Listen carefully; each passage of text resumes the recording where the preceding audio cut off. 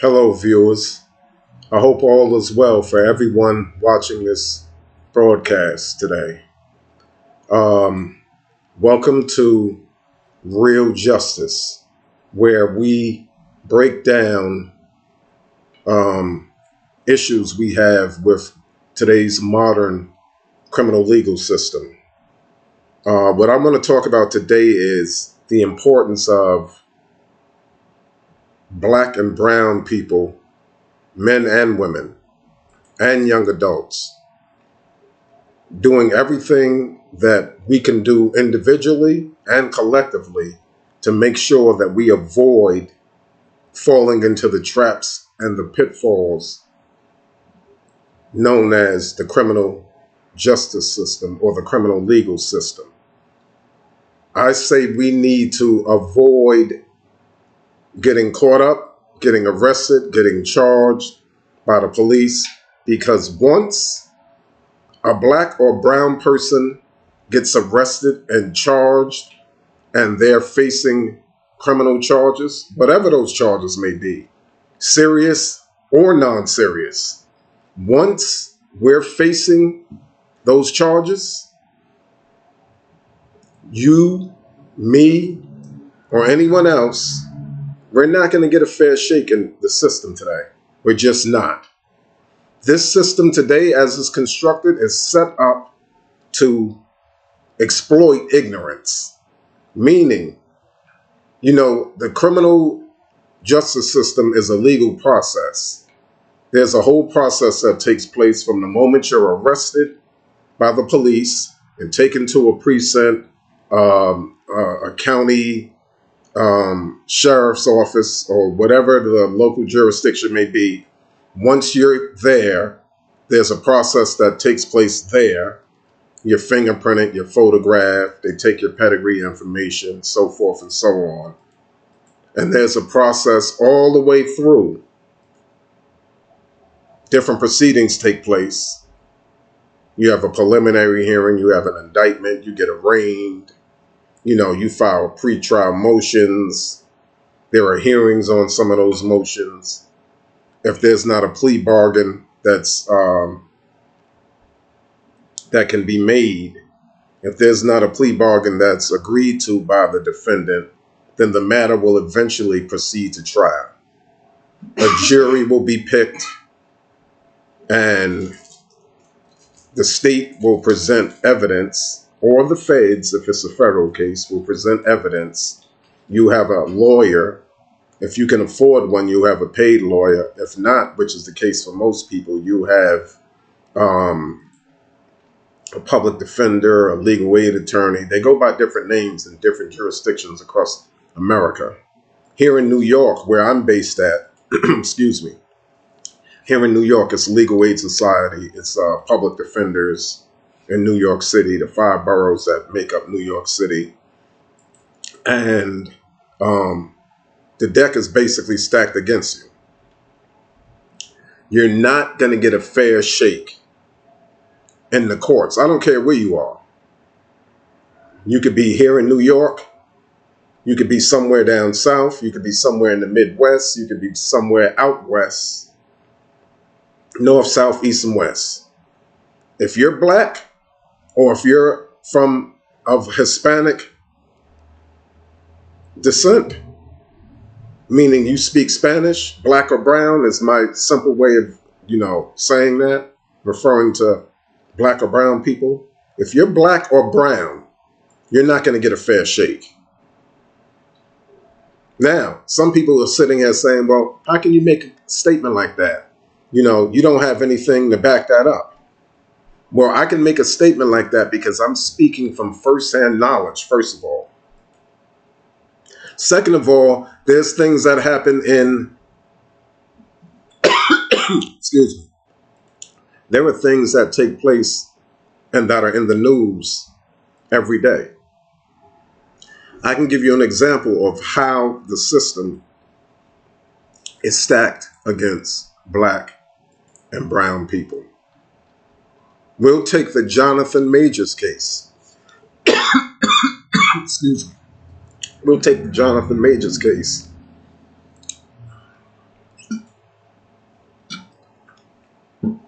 the Jonathan Majors case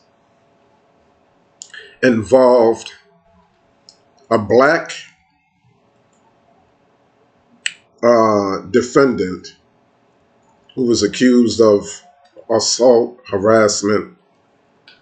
He got into some sort of altercation or an incident with his then girlfriend in the back of a car. First, let me just explain who Jonathan Majors is for some people who may not be aware. He's a black guy. I don't know what role, what character he played, but he's in the Marvel Comics series, and he's one of the characters in that series, ongoing series. His career was up and coming. His star was getting brighter, and the system took everything away from him, or is trying to take everything away from him, because the system is set up to hurt black and brown people and protect Caucasians or people of European descent. And if the situation happens to be a black man or an Hispanic man and a white woman, the black or brown individual is the perpetrator, and the white woman is the victim. We saw this 35 years ago with the Central Park Five. A white woman was jogging, minding her business, which she had every right to do, jogging in Central Park, and was set upon and viciously beaten and sexually assaulted. The city was in an uproar, and people were looking for justice. So the police went out and rounded up a bunch of people who they didn't have any evidence to believe that these people had done anything wrong.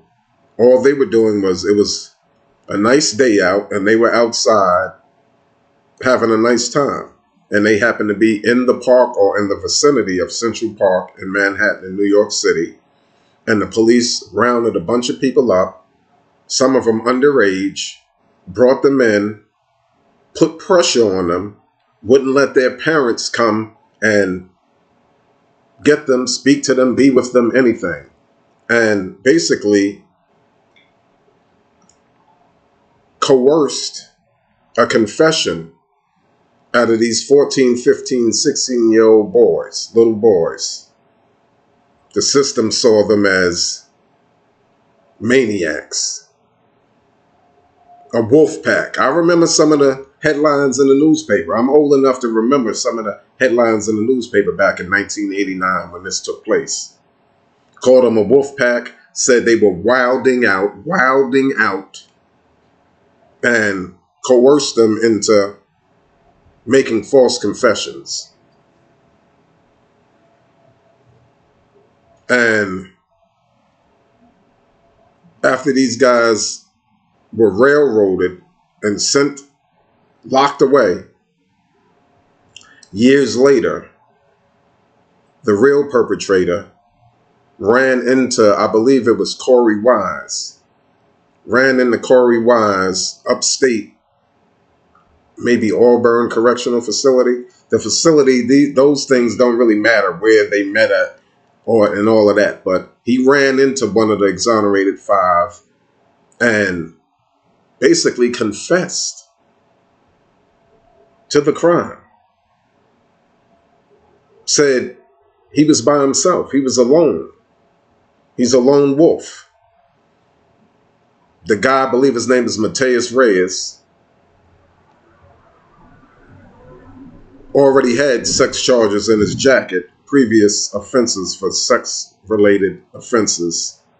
And his DNA matched the DNA that was found at the crime scene. None of the exonerated five's DNA was anywhere, but Mr. Reyes's DNA was present. Reyes was able to explain what happened. In the false confessions, some of the kids were making up details that didn't fit with what actually the evidence that was actually available. The system didn't care about those inconsistencies. The system saw red meat in the form of young, black, and brown people, and the system ate them up, chewed them up, ate them up, and spit them out. They didn't care about any of the inconsistencies in these false confessions that were being made. The system doesn't care about facts, y'all. This is why we got to make sure we do everything, whether it's you, if you're out here doing something you know you shouldn't be doing, or if you know someone who's doing something they shouldn't be doing, we need to do everything we can to make sure we don't get caught up in this system. Because if we get caught up in it, we're not going to get a fair one. Mr. Reyes's story as to what happened on that night in 1989 in Central Park matched with the physical evidence that was at the scene. His DNA matched the DNA found at the scene. So the five young men who were charged, tried, and convicted had their convictions overturned. They were exonerated and released. But after serving significant amount of jail and prison time.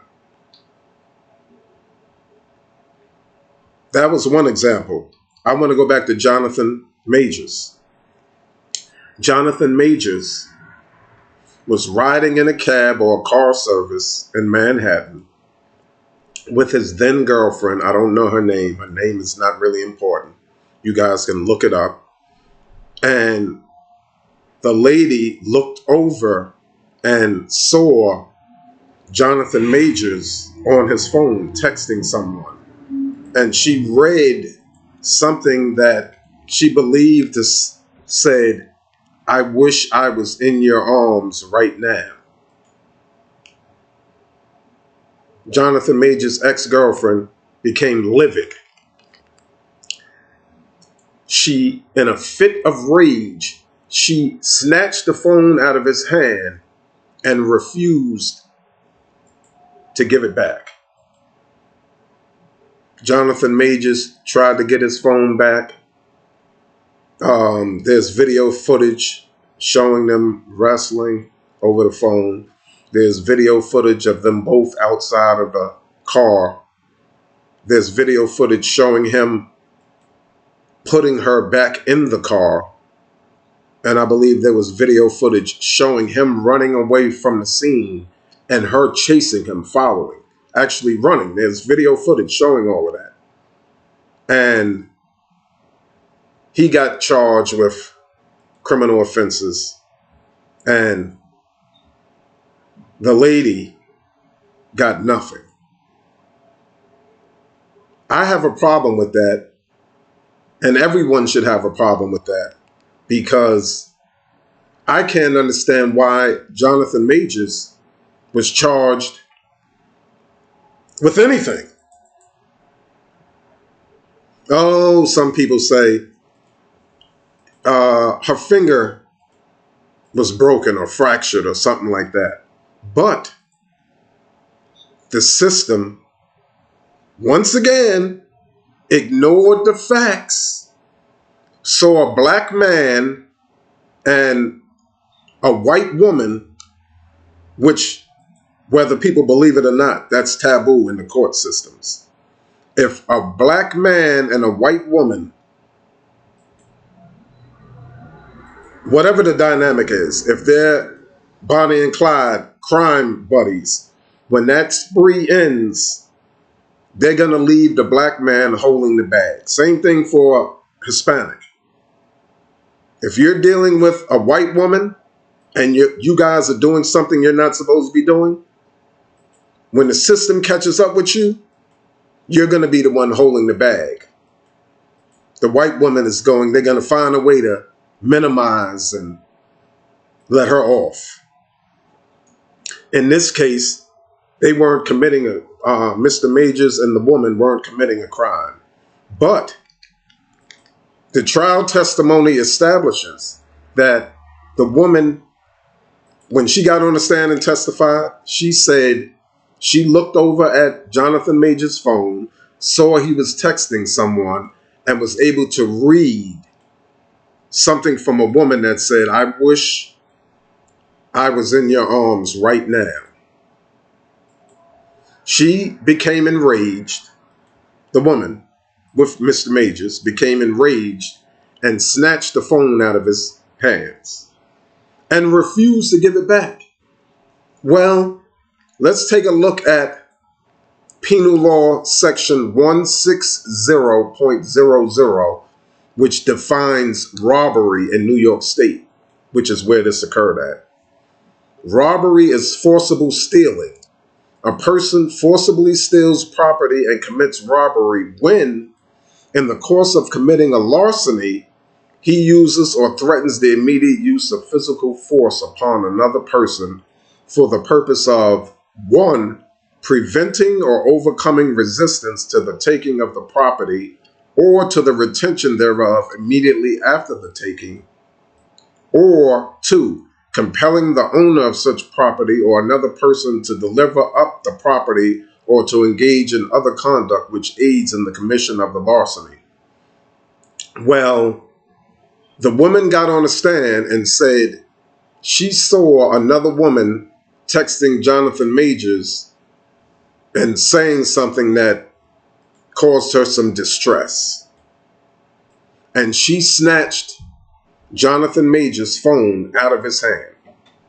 Well, if you look at the definition of robbery, robbery is forcible stealing for the purpose of preventing or overcoming resistance to the taking of the property or to the retention thereof immediately after the taking. Now, that's what happened in this case. She snatched the phone out of his hand and refused to give it back. Now, there are articles, there are news stories on TV and in the print media all the time about people using their cell phones on the street, and people, I've seen some where people ride by on a motor scooter and literally snatch the phone out of the person's hand and try to scoot off on the scooter. And if they don't get apprehended, the police are looking for a robbery suspect. You can't just take somebody's phone out of their hand or any other property, and the value doesn't matter.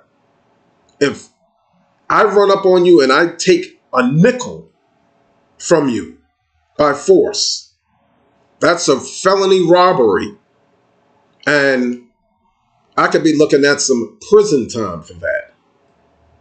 Well, this should be no different because we're dealing with a white woman and Jonathan Majors. She took his property and refused to give it back.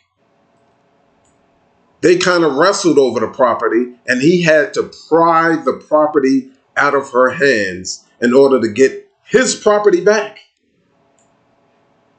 Now, I'm sorry to hear that she injured her finger, but she was out, went for drinks after all of this anyway. When she realized she couldn't catch him when he was running away down the street, I guess she went back to the cab service or the car or whatever and went wherever she went. They had video of her out having drinks after the robbery she committed. She committed a robbery. She took the property from Mr. Majors, and all he was trying to do was get his property back, which is what anyone who's the victim of a robbery, or anyone who's in the process of maybe being victimized, they have the right to not allow someone to take their property. He had every right to try to get his property back. And she was holding on for dear life. And that's how her finger got injured. Her finger got injured because of her actions. She took the phone out of his hand. But they charged him with the crime. They want to ruin him. Disney, let him go, cut him loose and all that or whatever. They want to ruin him. Why? How dare he do something to our dear Becky? He didn't do shit. She committed the robbery. She should have been the one facing the charges, not him. But the system didn't care about the facts, y'all. The system saw the black man and the white woman, and the system flipped the script like that. I'm not mad at excuse me, the Manhattan District Attorney. What's his name? The Manhattan District Attorney, Alvin Bragg. He's just a puppet. I mean, he could have examined the facts and said, listen, this doesn't warrant any charges being filed against Mr. Majors. Perhaps this warrants a robbery charge against the woman who took his phone. But even if he didn't want to charge the woman, he certainly shouldn't have charged Jonathan Majors. But, you know, he has higher ups to answer to, and they just flipped the script. He went to trial. He was found guilty. I believe his case is being appealed right now. My question to the trial counsel, whoever was representing Mr. Majors during his trial, is how did y'all let that go down like that? Why didn't y'all point out that the lady took the phone, the lady committed the robbery when she snatched the phone out of his hand? All he was trying to do was recover his property. And she was holding on for dear life, and that's how her finger got injured. There was no intent on his part to injure her. She caused that by her own actions. And that should have been argued at the trial. It wasn't. And I don't know if it's being argued on appeal, but there's some ineffective assistance of counsel going around here. Jonathan Majors, Megan Good, or anybody who knows them, if you happen to be watching this video right now, y'all need to pull Jonathan Majors' coat and let him know. The argument was she committed the robbery when she snatched the phone out of his hand. That wasn't an innocent. You just can't do that. She committed a robbery. But he's the guy that got convicted. And to add insult to injury, I hear that she's trying to sue him in civil court for monetary damages. That's crazy. She's trying to sue him. Like, what was he supposed to do? Just let her keep the phone and the fuck out of here, man. It doesn't work like that, man. So if the system is willing to do that, is able to do that, and is ready to do that, why? Why did that happen? Because Mr. Majors was ignorant to the law. Sometimes you don't have to be ignorant. You can know exactly what's going on, and the system will still try to screw you over if you're black or brown. It's that simple, man. This is not a game. This is not a joke. It's very important. I've had my fair share of run-ins with the system. And it pretty much ended bad every time. Because that's how it's designed for you and I. We're not going to get a fair shake. So our best defense is to take offense and avoid getting caught up in the system. Don't be out here doing anything that's illegal, even though You could get picked up for doing absolutely nothing. You could be falsely accused, like the Central Park, like the exonerated five. They weren't doing anything but hanging out, trying to have a good time. I remember when I was 14, 15, 16 years old, summertime, I wanted to just hang out and have a good time. That's all they were doing. Somebody attacked a white woman and all hell broke loose. They rounded up 30, 40 people and got the 5 innocent young men and railroaded them and really did some serious damage to their lives. It's not a good thing to be going upstate in New York State or to prison anywhere and you're charged with a sex crime. In New York, we call them rapos. Oh, you're a rapo, you're looked down upon. You know what I'm saying? The prison population doesn't like rapos. And these guys went in for that, and they were innocent. You had some people calling for the death penalty. I'm not going to mention any names. Some people were calling for the death penalty. And these men were innocent. But the system didn't care. They wanted to hold somebody accountable. It's not about finding the right perpetrator and holding the right perpetrator accountable. It's about, let's get the first black or brown person we see, round them up, and make the evidence fit, and railroad them and send them on up top. So if you're ignorant and you don't know what's going on, the system is going to try to screw you. Remember at the beginning of the podcast, I was saying there's a process, it's a criminal process, a procedure. They have a criminal procedure law in New York State that dictates how the process is supposed to go from arrest until the case is resolved, whether it be acquittal if it goes to trial, conviction if it goes to trial, or a plea bargain or reduced charges, or however the case, the charges get disposed of. There's a procedure and a process that has to be followed. Well, guess what? If you don't know what's going on and you're black or brown, the system is going to screw you every step of the way.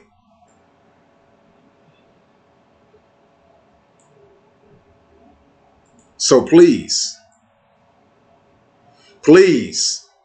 if you're watching this video and you know you're out there doing something you shouldn't be doing, you should seriously reconsider changing course before you get caught up in the system.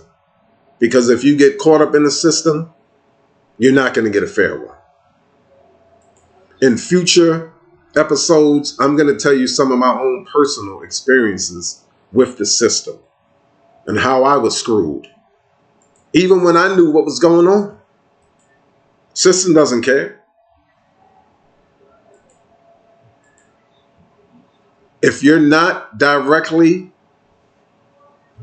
breaking the law or doing something you know you shouldn't be doing, you might know someone who is.